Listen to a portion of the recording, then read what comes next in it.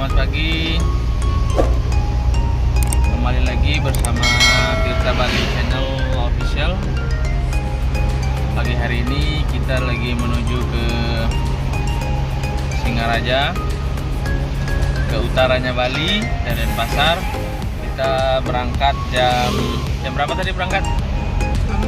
Jam 6 pagi. Sekarang masih dalam perjalanan menuju Singaraja.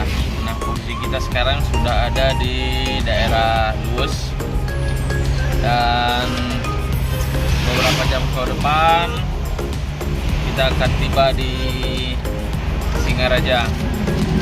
Nah, jadwal hari ini kita akan ke radio FM Singaraja untuk menjadi narasumber, di mana materinya dalam menjadi narasumber hari ini adalah bagaimana tata cara mengolah sampah dan menyulap menjadi pakan ternak yang bernutrisi tinggi, sehingga dapat di copy paste oleh masyarakat yang mendengar di radio FM Singaraja. Oke, bagaimana kelanjutannya? Tapi sebelum itu jangan lupa subscribe dulu, dukung channel ini agar selalu mendapatkan informasi terbaik di channel Tirta Bali. Sekian dan terima kasih.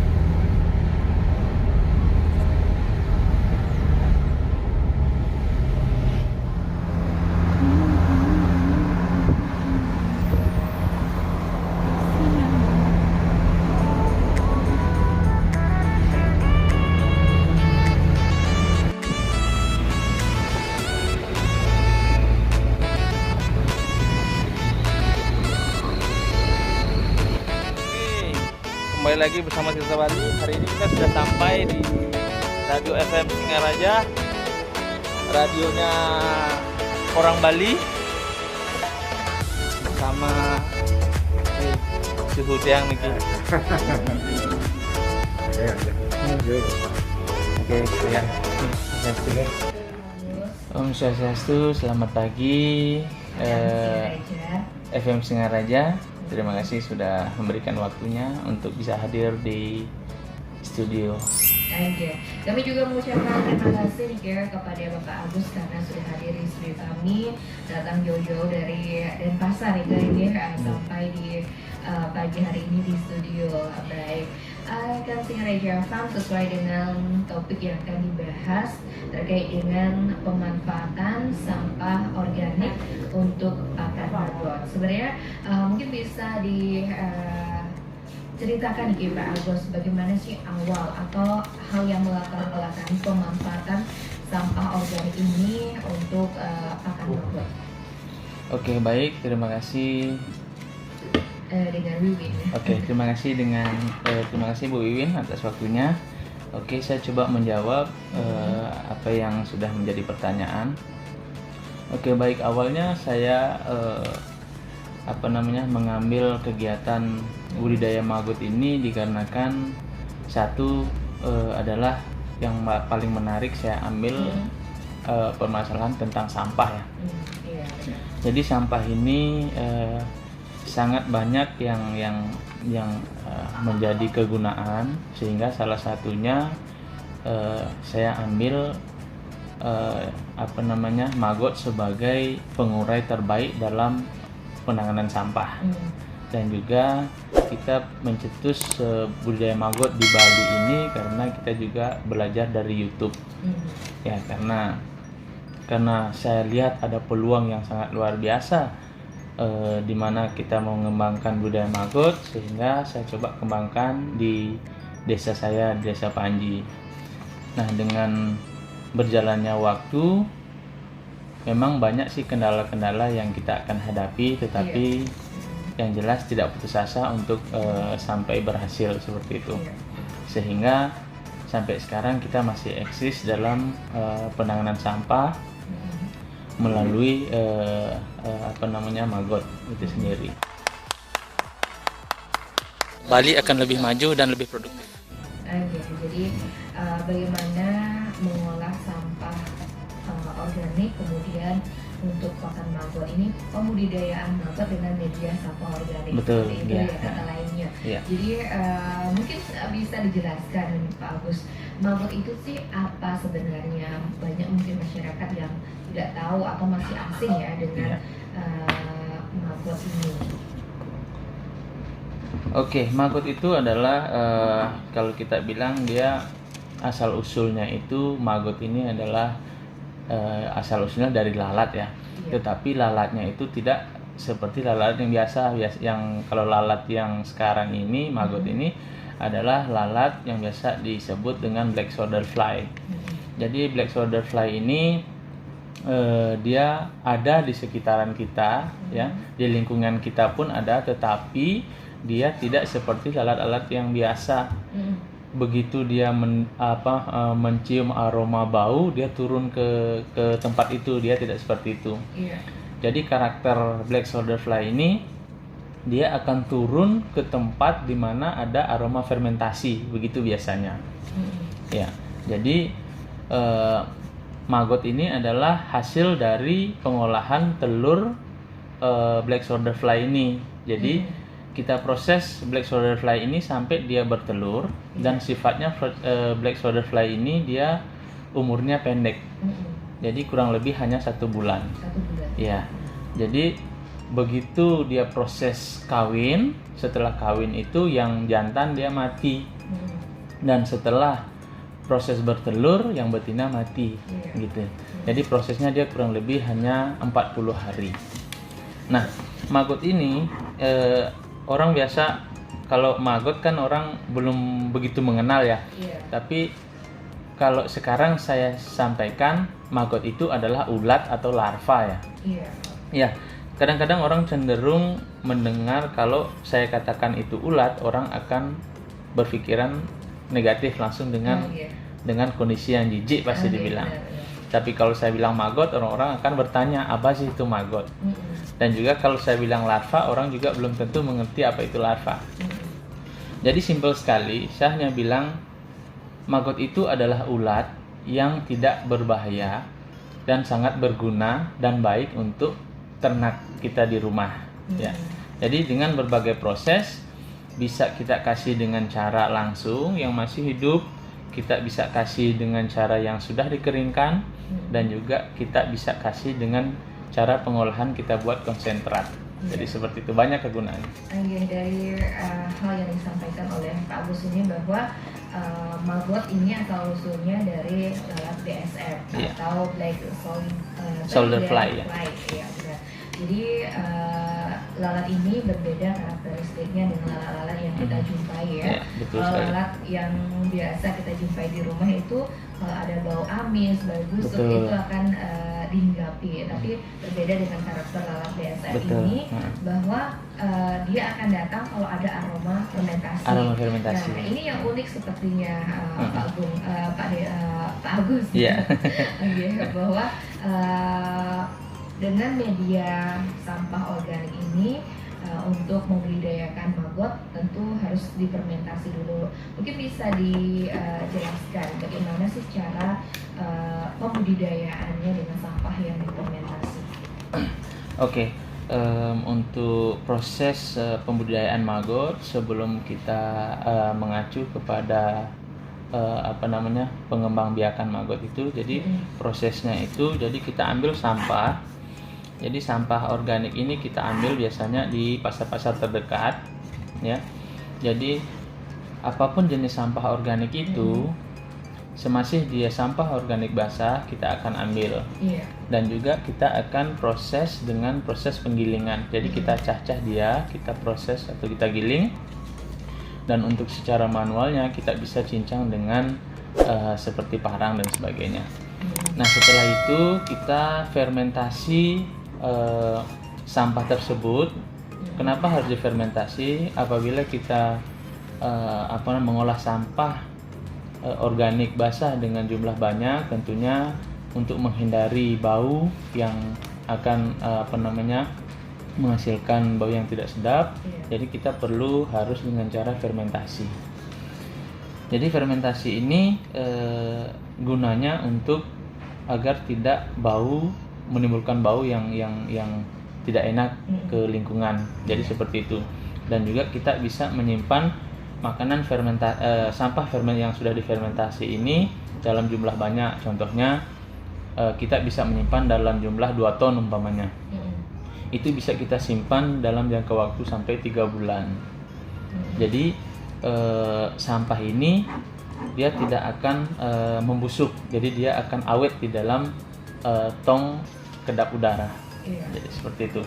Nah, setelah kita fermentasi, itu berarti sudah salah satu langkah penyediaan makanan untuk maggot itu sendiri.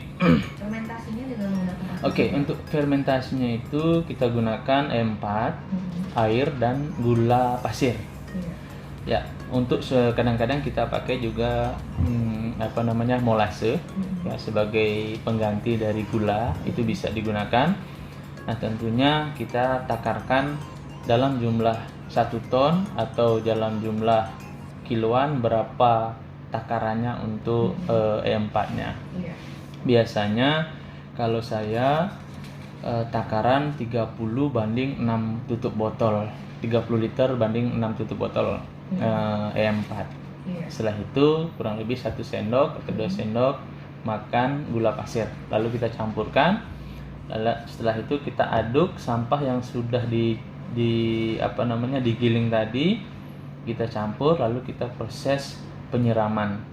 Setelah penyiraman kita masukkan ke dalam tong, proses fermentasi selama 2x24 jam. Setelah difermentasi itu baru bisa kita kasih ke maggot, ke larvanya ya. Baik dari proses bertelur, kemudian menjadi larva, kemudian diberi makan, dan bisa dipanen itu berapa sih usia maggot yang bisa dipanen, Pak? Oke, sekarang kita coba bahas dari telur dulu ya, proses penetasan telur. Oke, proses penetasan telur itu biasanya kita dari proses ambil telur dari media telur itu kurang lebih 3 hari penetasan.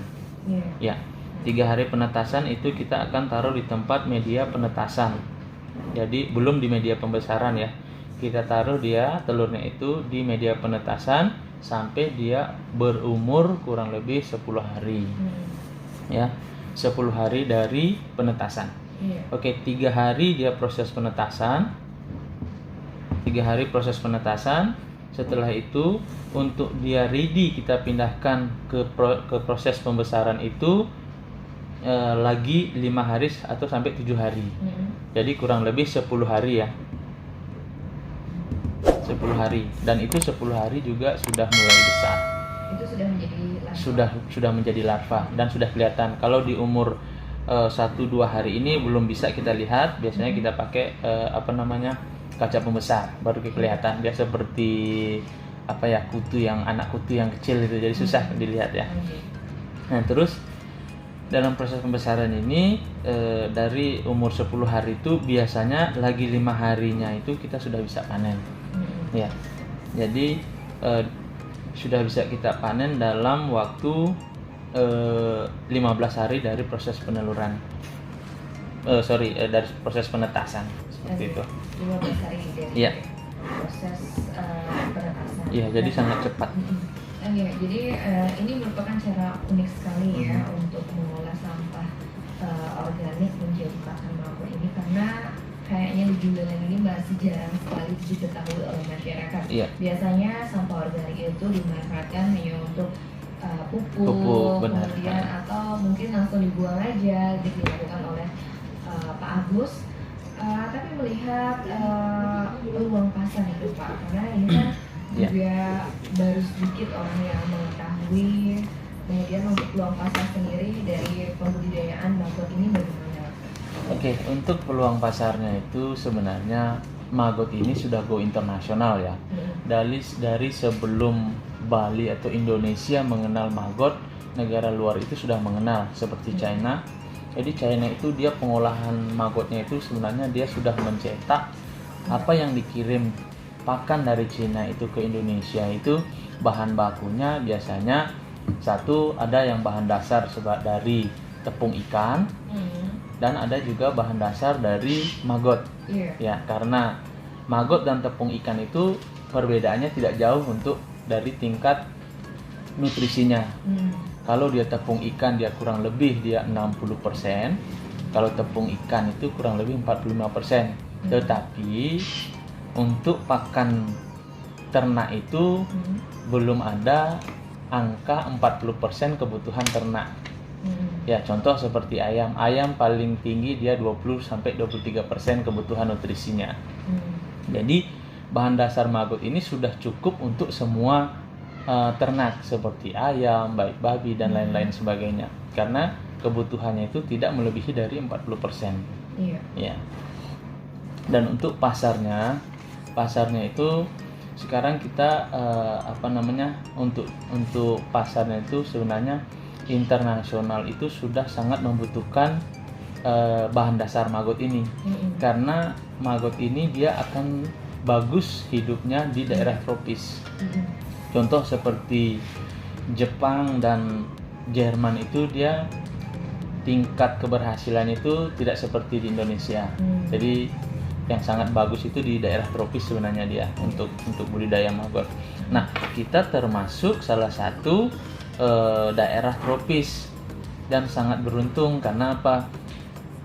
Indonesia ini sangat cocok dibudidayakan untuk maggot. Seperti yang sudah kita kenal di Bali kita baru start awal lah. Tapi kalau di daerah Bogor itu juga mereka sudah ekspor sampai ke Jerman dan England. Ya, jadi bangsa pasar sebenarnya untuk maggot itu sangat besar, terbuka ya. Bisa di nasional, bisa di internasional. Jadi untuk nasional ini kita biasanya kirim itu dalam bentuk kering. Jadi kita keringkan maggot ini, lalu siapa yang membeli ya. Jadi itu biasanya kadang jadi pertanyaan ya.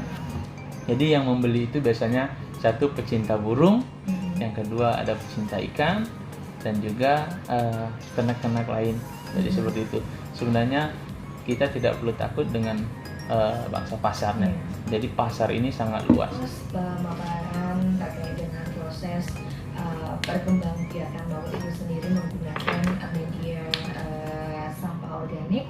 Dan di studio kami juga rekan sengaja sudah hadir, ada Perbekal Desa Panji, ada Bapak Jero Mangku Panji. Om Swastiastu, selamat datang Bapak.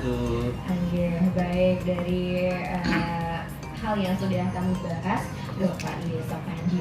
Lalu dukungan dari pihak desa sendiri Pak terkait dengan usaha ini apa Pak? Terima kasih. Jadi Agus ini saingan saya lagi tren. Jadi BSF ini kan Black Soldier Supplies ini betul-betul jadi topik solutif untuk masyarakat untuk mengurai sampah organik khususnya. Karena kami Bunda Desa mungkin sama dengan Bunda Desa yang lain ya, memang permasalahan sampah merupakan instruksi daripada Pak Kadis dan Pak Bupati untuk membantu dalam menyelesaikan permasalahan sampah dan solusi yang solutif artinya solusi yang memang efektif, yang memang sudah bisa dilakukan. Jadi dengan pemirsa Singaraja FM yang mau berbudidaya ya silakan mampir ke BSF di Panji, dan Panji menjadi sebuah destinasi wisata edukasi lingkungan yang kebetulan kami ada Bank Sampah Galang Panji, ada Rumah Kompos, dan ada BSF ini menjadi 3 kesatuan titik kumpul untuk mempelajari tentang penyelesaian permasalahan sampah. Nah, berbicara tentang tugas pemerintah desa dalam Undang-Undang 23 jelas bahwa kami merupakan penanggung jawab pemerintahan di desa. Apa yang kami lakukan yaitu membridging atau ya secara prinsip ketika ada warga kami yang memberikan hal-hal yang solutif seperti tadi, tentunya fungsi pemerintah desa adalah tidak duduk diam dan tidak mendukung. Nah, sekarang pemerintah desa dalam hal ini adalah harus aktif untuk terjun ke lapangan, ikut membantu dan mempromosikan. Karena apalah gunanya pemerintah desa tanpa masyarakat, begitu pula apalah gunanya masyarakat tanpa pemerintah desa yang mengorganize. Jadi satu hal yang penting adalah pemerintah desa dalam hal ini bisa ditanyakan sama Agus, kami bawakan langsung pengurusan surat-suratnya secara administratif, karena tugas pemerintah desa adalah mengurus masalah administrasi. Jadi legal, jadi BSF Panji BSF ini betul-betul legal dengan nama Tirta Bali gitu. Kenapa Tirta Bali? Ya memang ada filosofi-filosofi tertentu, dan tugas kami adalah melegalkan atau memverifikasi validasi yang ada di lapangan. Jadi yang bisa kami validasi di pemerintah desa memang betul bahwa dari BSF atau Black Soldier Flies ini betul-betul aplikatif di lapangan. Jadi seperti beberapa kasus biasanya kan pemerintah desa kalau ada yang cari surat ya dilayani gitu aja kan, tanpa terjun ke lapangan dan tidak bisa memberikan solusi atau pemaparan. Nah, Undang-Undang 23 jelas bahwa pemerintah desa, saya selaku kepala desa harus mendampingi daripada segala jenis bentuk usaha yang ada di desa tersebut disesuaikan dengan undang-undang yang berlaku. Dan kami pastikan pemerintah desa Panji, Pak Agus sudah melaksanakan kewajibannya selaku pengusaha. Dan Asdong Karir secara profit ada dan secara solutif sampah plastik juga ada. Nah, ini yang diapresiasi oleh pemerintah kabupaten, dan sekarang lagi yang dari minggu ini merupakan tren media sosial mungkin ya. Black Soldiers Flies ini, BSF ini ya. Kebetulan Tirta Bali Magot merupakan yang terbesar di Bali dan ada di Panji. Kalau keyakinan kami, artinya ketika di Panji bisa mendapatkan perhatian daripada pemerintah, Asdong Karir mungkin Buleleng ini saatnya bangkit kembali. Mungkin itu keyakinan kami. Baik, terima kasih Pak Michael. Jadi sebuah keharusan yang harus diurus oleh beliau. Tentunya beliau kan juga bukan orang administrasi, beliau kan ngerti. Kan seperti yang disampaikan oleh beberapa masyarakat, ujuk seteru muange ya pemerintah gitu. Dan memang ini kan ada tumpang tindih ya. Makanya inilah tugas dari kami di pemerintah desa untuk menjemput. Seperti kita belajar dari Pak Jokowi yang bisa menyelesaikan permasalahan PKL di Solo, makanya di Jakarta begitu kan. Jadi karena beliaulah yang harus turun ke lapangan, beliaulah yang harus memberikan pemahaman kepada masyarakat, dan tentunya kan tidak bisa pada saat beliau turun itu langsung mendapatkan mendapatkan solusi yang ini kan, yang komprehensif, tidak yang macam-macam lah kan. Kalau bicara Magot, baru orang bertanya apa ini kan? Nah, ketika mereka ada curiosity, ada keingintahuan untuk mengetahui sesuatu, nah menurut kami, kebetulan saya S2, saya orang marketing bisnis gitu, ketika ada curiosity, dari sanalah peluang bisnis. Dan ada peluang bisnis untuk masyarakat kami. Nah, sekarang kami lagi merancang untuk program wisata Eco Living Village. Nah, wisata Eco Living Village ini yaitu arahnya adalah edukasi yang sudah kita sampaikan, bahas kemarin itu kan. Jadi bagaimana dari kelompok-kelompok wisatawan yang datang, semuanya dari Singaraja FM ingin ada wisata weekend banyak ke Panji begitu kan. Jadi kita bisa paketkan dari pagi melakukan trekking, udah gitu kita siapkan makan siangnya mungkin di Tirta Bali Magot, nanti langsung belajar edukasi terkait dengan penanganan sampah dari Magot. Nah ini harganya kami sudah diskusikan dengan kelompok Segar Wisata yang kemarin hadir juga di Singaraja FM. Jadi dari Pok Darwis lah yang mengorganize semua, dan dari Tirta Bali sebagai hostnya. Ini merupakan bisnis tambahan lagi untuk Tirta Bali. Nah, sementara kami sudah ada satu grup yang komunikasi kemarin intens dari alumni Spansa Singaraja yang ingin belajar tentang ingin mengambil paket wisata, yaitu Panji Eco Living Village ini. Jadi kita bandrol kemarin itu kita bandrol dengan harga Rp40.000 per pax gitu. Jadi per orang bayar 40.000, ya sudah dapat satu guide, udah dapat nanti makan siangnya atau snacknya dari daerah tujuan tertentu. Dan tadi baru yang diskusi saat rehat tadi. Jadi sekarang kita sudah mulai bisa menerima, dan beberapa waktu kemarin kita sudah ada studi tiru dari DLH. Jadi sekarang DLH sudah juga punya pengolahan sampah, plaza pengolahan sampah di Bandung. Dan itu juga master gurunya ini Pak Agus ini gitu. Jadi semuanya terkait semuanya.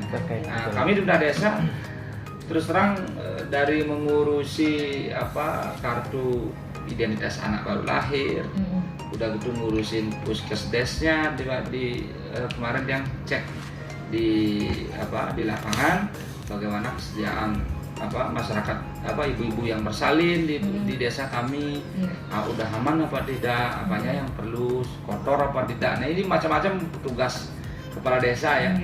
Udah gitu masuk ke substansi ekonomi, bagaimana daya beli masyarakat kita di lapangan, indeks pembangunannya seperti apa. Udah gitu ending pemberdayaan. Nah pemberdayaan inilah yang kami sebut menjadi destinasi yang seperti yang saya sampaikan tadi. Jadi Panji Eco Living Village. Jadi Panji Eco Living Village ini tamu habis trekking, habis mandi di sungai kita yang terkenal bersih dan tanpa sampah plastik, terkonektivitas dengan pengelolaan sampahnya di hilir. Yang tadi wisatanya di hulu, udah gitu wisata edukasinya di hilir. Jadi betul-betul kami bisa mempertahankan tamu itu dalam kurun waktu pagi mereka trekking, sudah gitu mereka melakukan wisata di sana, udah gitu endingnya adalah edukasi. Jadi betul-betul tamu itu kalau kita bicara di sebuah platform customer satisfaction itu ada wow faktornya gitu.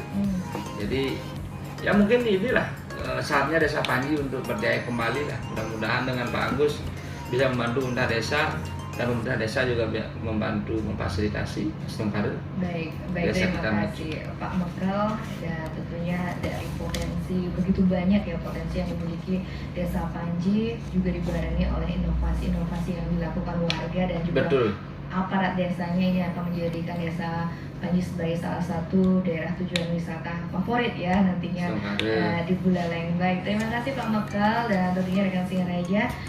Tidak terasa ya 60 menit sudah kita berbincang di pagi hari ini terkait dengan pemanfaatan sampah organik untuk Papan Magot. Dan sebelum kita menutup perbincangan di pagi hari ini, akan ada closing statement atau pernyataan penutup dari Bapak Agus. Silakan, mungkin apa yang disampaikan. Oke, baik, terima kasih. Sebelum mengakhiri perjumpaan kali ini, jadi kami di Desa Panji terutama juga yang sangat bangga punya kepala desa yang sangat mendukung ya dengan kreativitas dan aktivitas yang sudah kami lakukan. Dan dari manapun siapapun yang mau belajar budidaya maggot, kami sangat welcome dan terbuka untuk umum, dan kami akan memberikan edukasi sesuai dengan apa yang sudah kami lakukan di lapangan. Dan pastikan mereka harus siap untuk menerima materi dari kami, karena kami akan memberikan dari A sampai Z dan kami pastikan pasti berhasil. Desa Panji adalah desa yang sekarang lagi naik daun dengan berbagai tempat wisata yang kami miliki, yang sudah dikolaborasi oleh perbekal saya. Jadi itulah kenapa saya akan lebih inovatif lagi untuk menerima masyarakat yang lebih luas dalam berbudaya Magot. Terima kasih Pak Agus. Dan rekan Singaraja, untuk kebersamaan kita di program Mencari Bulat Bulalang harus kami akhiri. Ikuti terus program Mencari Bulat Bulalang yang disiarkan Singaraja FM setiap hari Selasa pukul 9 hingga 10 pagi. Akhir kata kami tutup dengan salam Santi. Om Santi Santi Santi Om. Om. Singaraja